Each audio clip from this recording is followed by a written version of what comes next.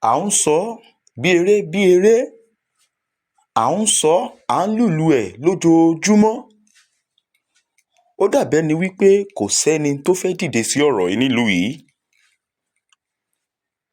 Bẹ́ẹ̀ kẹ̀ rèé, ẹni tó kàn òun ló mọ̀. Ní ìlú Wasimi ní ọjọ́ òní tí ń ṣe ọjọ́ Ìṣẹ́gun ní ìlú Ogun State, ibẹ̀ ni ìṣẹ̀lẹ̀ yìí ti ṣẹlẹ̀. Níbi tí àwọn agbésùmọ̀mí yìí tí wọ́n wọnú ilé ìjọ kan, ìjọ Celestial kan níbi ọ̀nà Wasimi ní Ogun State. Wọ́n jí olùṣọ́ gbé. Kò tó wá tán síbẹ̀ nìkan o. Lẹ́yìn ìgbà tí wọ́n jí olùṣọ́ gbé, wọ́n jí ọmọ ìjọ gbé. Irú ọ̀rọ̀ yìí kẹ̀ré ó ti ṣẹlẹ̀ rí ní ìlú Ráúndà ní Abẹ́òkúta, tí kò sì sẹ́ni kankan tó sọ̀rọ̀ nípa èyí. Ọ̀rọ̀ yìí jáde ní ọjọ́ òní wípé ní òru mọ́jú ni wọ́n ti jí àwọn ènìyàn wọ̀nyí gbé.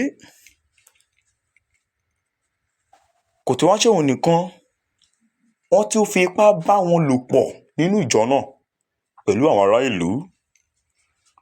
Ẹnì kankan ò sì lè sùn títí ilẹ̀ fi mọ́. Àbẹ́ ẹ̀ gbọ́, ṣé bá ṣe máa ṣe lọ leléyìí nílùú yìí? Ọ̀gọ̀rọ̀ àwọn ènìyàn ní ń pariwo wípé àwọn fẹ́ orílẹ̀-èdè òmìnira. Àwọn ènìyàn kan sì ń jókòó, wọ́n sọ wípé rárá o. Wọ́n ń gbìmọ̀ láti di ààrẹ orílẹ̀-èdè yìí ní 2023. Ọ̀rọ̀ yìí kọjá bẹ́ẹ̀ o. Kódà pàápàá, wọ́n fi tó wa létí wípé wọ́n tún gbé àwọn ọmọ ilé-ìwé tí ó ń kàwé ní agbègbè yìí mẹ́ta, wọ́n gbé wọn sá lọ lóru mọ́jú. Kò tún tán síbẹ̀, nílùú Ogun State kan ṣo yìí náà ni wọ́n ti gbé ọkọ̀ onítìpà kan tó ń wa ọkọ̀ rẹ̀ bọ̀ pẹ̀lú ọ̀pọ̀lọpọ̀ ọjà. Wọ́n gbé dírẹ́bà, wọ́n tún gbé ẹni tó ní ọjà yìí. Ọjà yìí sì ń bẹ lẹ́gbẹ̀ẹ́ títì níbẹ̀. Kò sẹ́nì kankan tó fọwọ́ kàn án. Àwọn tó sì ń bẹ nínú ilé, wọ́n sọ fára òde pé kí wọ́n padà torí ìṣẹ̀lẹ̀ láburú yìí. Bá a bá pe ọlọ́pàá, wọn ò ní dá wa lóhùn. Oníkálukú wá ń ṣọ́ orí ara rẹ̀ nínú ìlú yìí. Ó lágbára o. Àfi kí a máa bẹ Elédùà kó máa ṣọ́ wa ní ìlú Nàìjíríà lọ́wọ́lọ́wọ́ báyìí. Nítorí pé ẹni tó kàn òun ló mọ̀. Ẹni tó kàn òun ló mọ̀ o. Ká sì máa bẹ Ọlọ́run.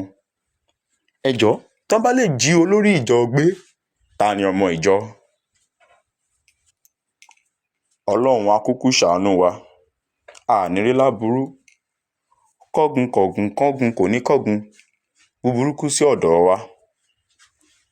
Ojú lalákàn fi ń ṣọ́rí, ẹ jẹ́ kí a máa ṣọ́ orí ara wa. Ẹni tó bá ní ènìyàn sí ìlú yìí, kó pè ní kíákíá kó máa ṣọ́ orí ara rẹ̀, nítorí pé ìlú ò rọgbọ. Ìjínigbé lọ́tùn-ún, ìjínigbé lósì, omi ojú lójoojúmọ́. Bẹ́ẹ̀ kẹ̀ rèé, àwọn tí à ń sọ yìí wọ́n kúkú wo ọ̀dọ̀ wa. Ọ̀dọ̀ ara wọn ni wọ́n wò. Ṣáwọn tó tiẹ̀ jẹ́ pé ọmọ wọn kankan ò sí nílùú yìí, ìlú òyìnbó ni gbogbo wọn wà, tó ń fẹ́ ìbò. Àwa kẹ̀ rèé, ìlú yìí ni àwa wà, tá a ti ń jẹ, tí a ti ń mu. Torí náà, ẹ jẹ́ kí a máa ṣọ́ orí ara wa. Ọkọ̀ lẹ̀ ń wò yìí. Àwọn ọkọ̀ yìí wọn ò lè lọ síwájú, bẹ́ẹ̀ ni wọn ò sì lè lọ sẹ́yìn. Nítorí àwọn aráàlú ń fagbe ta. Wọ́n sì ń sọ wípé àníṣẹ́ ìdájọ́ òdodo làwọn fẹ́ nínú ìlú yìí. Ẹ wo bí ọkọ̀ ti pọ̀ rẹpẹtẹ. Kò sí lílọ, bẹ́ẹ̀ ni kò sí bíbọ̀. Àwọn ènìyàn ń jà níwájú nítorí pé ìṣẹ̀lẹ̀ yìí ṣẹlẹ̀ ó sì bani lọ́kàn jẹ́. Mi ò bá ní kí n súnmọ́ iwájú yìí kí ẹ lè rí, àmọ́ wọ́n ní ẹnikẹ́ni àwọn ọlọ́pàá ń sọ wípé tó bá mú fóònù rẹ̀ jáde wípé àwọn máa fọ́ mọ́lẹ̀. Nítorí pé wọn ò fẹ́ kó dé ìta. Ṣé bá ṣe máa ṣe leléyìí?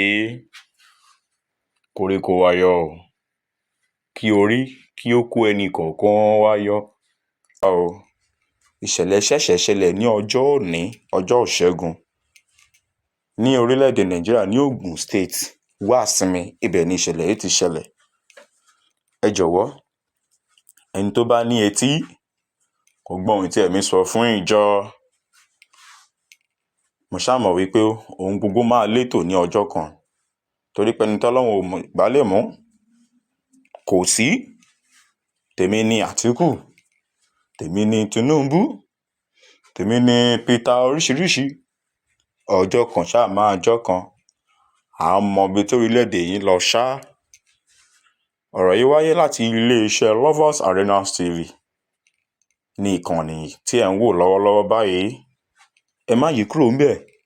Ẹ subscribe sí ibẹ̀ kí ẹ sì máa wò ó lóòrèkóòrè. Orúkọ tèmi ni youngest presenter pèdèpèdè tí gbogbo ènìyàn ń pè ní Olúwaṣẹ́gun.